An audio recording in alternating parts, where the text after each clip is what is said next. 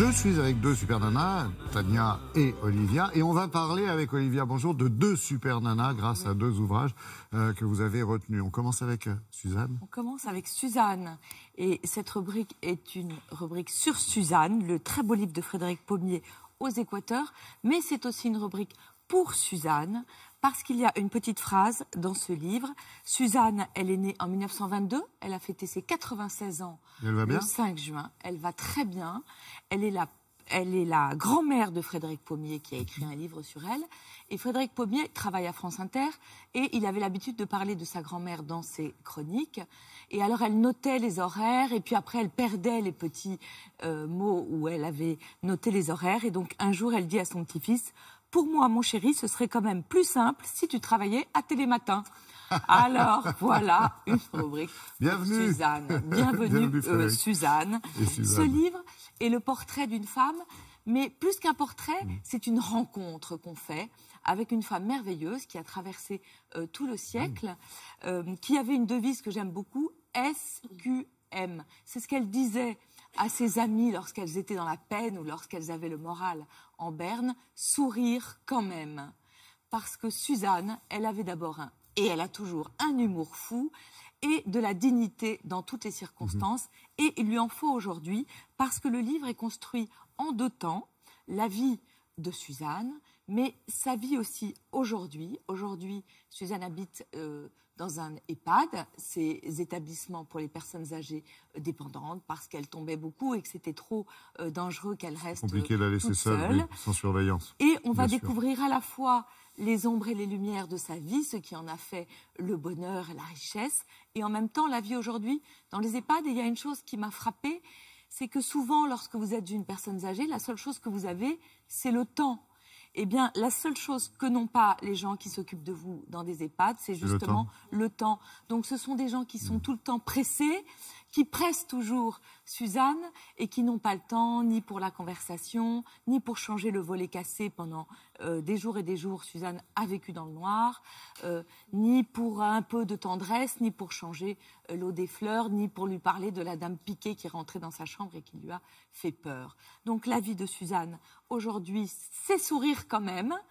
Et puis surtout, elle est riche de tous les souvenirs et d'une vie incroyable qu'elle a eue. Elle est fragile mais forte. Elle est fragile mais forte. Elle a eu une très belle vie, notamment parce qu'elle a rencontré Pierre, qui était son mari, avec qui elle a eu 4 filles au nom de fleurs: Iris, Violette, Rose et Marguerite. Quel beau bouquet. Quel beau bouquet, exactement. Elle a perdu aussi un petit garçon.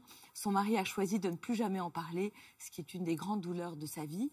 Et puis elle raconte que lorsqu'elle avait 40 ans, sa vie s'est arrêtée avec la mort de son mari, qui était avocat, dont elle était l'assistante. Mais comme elle a beaucoup de ressources, elle a continué de vivre. Il y a une petite anecdote que j'adore, c'est que quelques années après son veuvage, une de ses amies lui dit: mais il faut que tu retrouves quelqu'un. Donc elle lui présente un de ses amis. Et à cet ami, Suzanne va raconter les passions qu'elle a. Donc Suzanne, elle adore le tennis, c'est une grande championne de tennis. Elle adore le théâtre, elle adore les arts, elle adore voyager, elle rêve d'aller à New York. Elle adore sa famille, évidemment. Et quelques jours plus tard, le monsieur va dire qu'il ne veut plus revoir Suzanne parce qu'il dit: je cherche une femme un peu plus pondérée.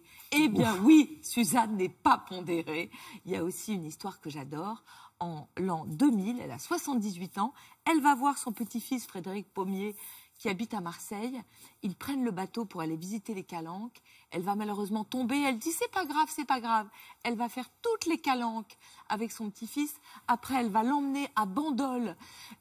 Et puis, elle a toujours mal aux pieds. Finalement, il va l'emmener à l'hôpital. Elle a la jambe cassée, mais juste pas très grave. Non. Voilà. Elle sourit quand même. Je vous adore. Je vous ai trouvée merveilleuse. Votre livre est une leçon de vie, de dignité et d'humour. Tous, vous filez acheter le beau livre de Suzanne. merveilleusement racontée. Écrit avec des fleurs, si j'ai bien compris. Oui. Quand on s'appelle Pommier, c'est aussi assez normal, finalement. Vous avez raison. Deuxième livre consacré à Simone, après Suzanne, Simone. Simone Veil et les siens, préfacé par Annick Cogent chez Grasset. Alors Simone, on la connaît un peu plus, évidemment, puisque c'est Simone Veil. Oui. Mais on connaît beaucoup la personnalité publique. Et là, pour la première fois, ses deux fils, elle en avait trois, mais comme Suzanne, elle a perdu un fils, ont accepté d'ouvrir les archives familiales. Et là, c'est extraordinaire parce que Simone Veil adorait les photos, elle adorait en prendre, elle adorait faire des albums de photos, elle passait beaucoup de temps, et on va découvrir toute la vie privée, vraiment, de Simone Veil, avec la personne la plus importante de sa vie, sa mère, Yvonne. Elle a toujours dit que sa mère ressemblait à Greta Garbo. Eh bien, c'est vrai, sa mère est magnifique. On va découvrir ses trois fils, on va découvrir ses petits-enfants. Et je pense que la vie familiale de Simone Veil, c'était vraiment, d'ailleurs comme pour Suzanne, son bouclier, son socle. On va découvrir son mari Antoine, qui était tellement facétieux et drôle, qui a toujours des bons mots. Il y a une préface magnifique d'Annick Cogent qui parle des yeux de Simone Veil, mais aussi de son sourire, doux et tellement mystérieux. Cette douceur qui est en couverture grâce à cette magnifique photo, je trouve. Magnifique. Tout à fait, pleine de finesse. Merci beaucoup, Olivia. Merci encore, Merci. Tania. Juste